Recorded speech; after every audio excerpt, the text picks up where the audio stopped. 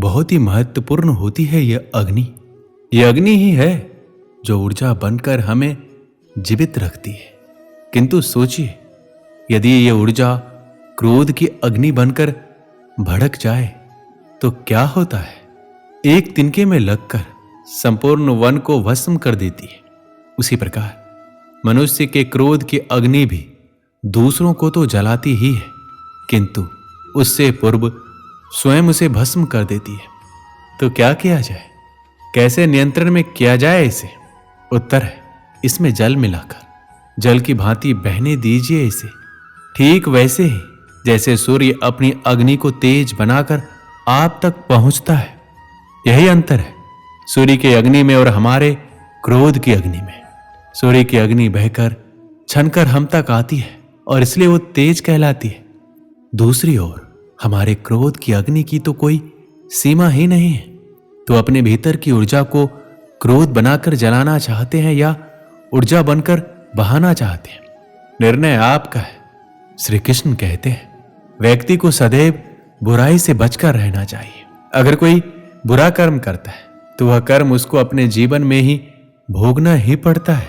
जिस प्रकार बछिया झुंड में भी अपने मां को ढूंढ ही लेती है, वैसे ही कर्म का फल आपको हजारों के भीड़ में भी ढूंढ लेगा। श्री कृष्ण जगत के स्वामी हैं। वह कण कण में निवास करते हैं। छोटे से छोटे जीव के हृदय में ईश्वर का वास होता है। उस जीव को कष्ट का अनुभव होना ईश्वर को कष्ट का अनुभव कराता है। अर्थात किसी जीव को कष्ट देकर अपने ईश्वर को खुश कैसे देख सकते हैं? जीवन में आगे बढ़ने के लिए, अपनी अलग पहचान बनाने के लिए यदि आपको क्रांतिकारी बनना पड़े तो इससे पीछे ना हटे। कहने का सीधा सा मतलब है, जरूरत के हिसाब से खुद में बदलाव करें और समाज के बारे में ना सोचते हुए अपने काम पूरा करें। जीवन में दोस्तों की भूमिका बहुत अहम होती है। हम हमेशा यही सुनते हैं कि दोस्तों की पहचान हमेशा मुश्किल वक्त में ही होती है। जिस तरह भगवान कृष्ण ने पांडवों के मुश्किल वक्त में उनका साथ दिया था, वैसे ही आपको भी अपने दोस्तों का साथ देना चाहिए। इसके साथ ही आपको ऐसे ही दोस्त बनाने चाहिए जो आपके मुश्किल वक्त में आपके साथ खड़े रहे। जीवन में हार जीत लगी रहती है, लेकिन सफलता सिर्फ उसी व्यक्ति को मिलती है जो अपनी गलतियों और हार से सीख लेकर आगे बढ़े। हार कर निराश होना किसी भी समस्या का हल नहीं है। किसी भी परिस्थितियों से लड़ने के लिए उसके लिए एक बेहतर रणनीति बनाना बहुत जरूरी है। बिना रणनीति के आप हर मोर्चे पर कामयाब नहीं हो पाएंगे। यदि पांडव भी श्री कृष्ण द्वारा बनाई गई रणनीति का पालन नहीं करते, शायद कौरवों के खिलाफ युद्ध में उन्हें जीत नहीं मिलती। जीवन में सफल बनने के लिए व्यर्थ की चिंता के साथ साथ भविष्य के बारे में भी नहीं सोचना चाहिए। हमें हमेशा अपने वर्तमान को बेहतर बनाना चाहिए। यदि आप अपने वर्तमान को संवार लेते हैं तो आपका भविष्य अपने आप ही बेहतर बन जाएगा। इच्छा, निर्णय और निश्चय, ये शब्द हमने हमारे जीवन में कई बार सुने हैं, है ना? जीवन में बहुत बार बहुत कुछ पाने की इच्छा होती है, किंतु क्या केवल इच्छा करने से कुछ बदलता है? कुछ प्राप्त होता है? बंजर धरती पर रहने वाले व्यक्ति की इच्छा होती है कि उसे मीठा जल मिल जाए, किंतु उसे नहीं मिलता।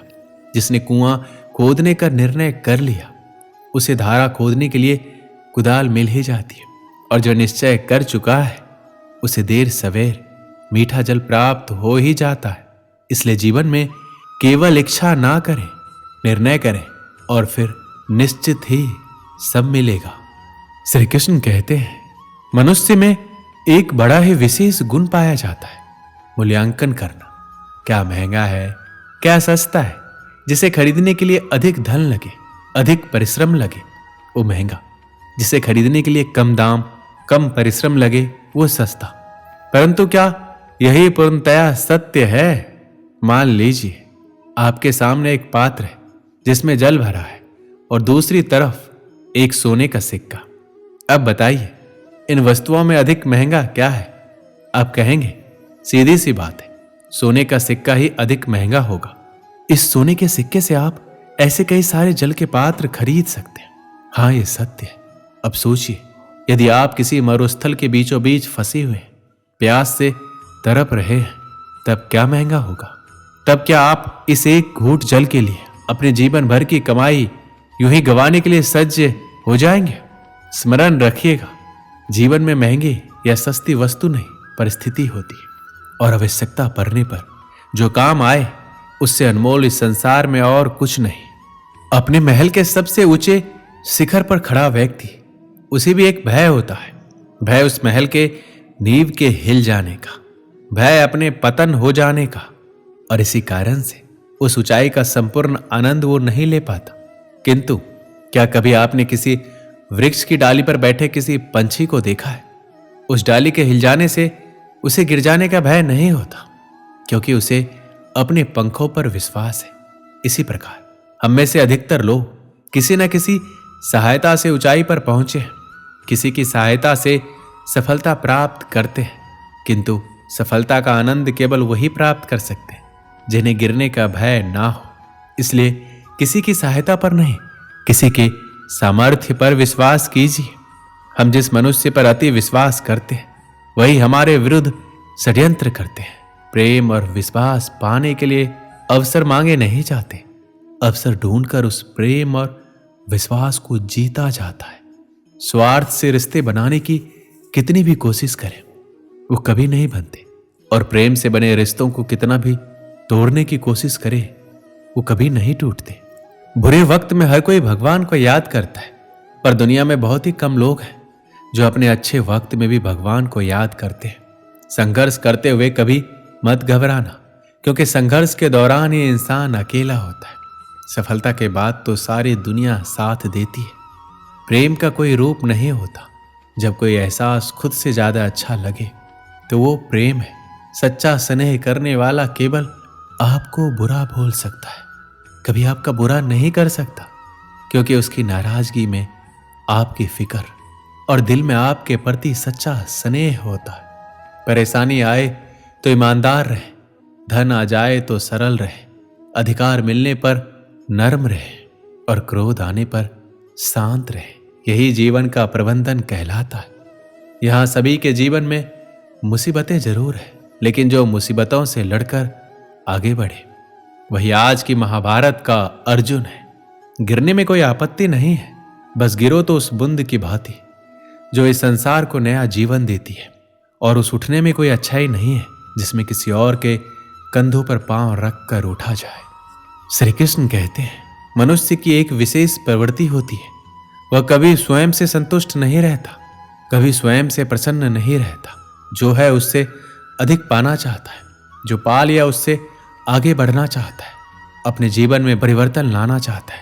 और यह प्रवृत्ति संसार में सबसे महान है, क्योंकि इसी प्रवृत्ति के चलते संसार में विकास होता है। किंतु इस बदलाव के लिए मनुष्य उसकी खोज में रहता है, जो उसके जीवन में बदलाव ला सके, उसे मार्ग दिखा सके, उसके जीवन में परिवर्तन ला सके। और इसके लिए मनुष्य संसार भर में उसे खोजता है जो उसके पास है। बताइए कौन? यदि कोई आपका जीवन बदल सकता है तो दर्पण देखिए, वो आप स्वयं है जो आपका जीवन बदल सकता है। वो आप स्वयं है जो स्वयं को मार्ग दिखा सकता है, जीवन में बदलाव ला सकता है, परिवर्तन ला सकता है।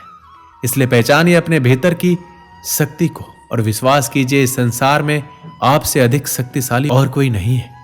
जीवन बदल जाएगा, और अंधविश्वास का नहीं आत्मविश्वास का हाथ थामिए, आपकी समस्याएं स्वतः दूर हो जाएगी। दोस्तों, इस वीडियो में बस इतना ही। मिलते हैं अगली वीडियो में। अपना ख्याल रखिएगा। जय श्री कृष्ण।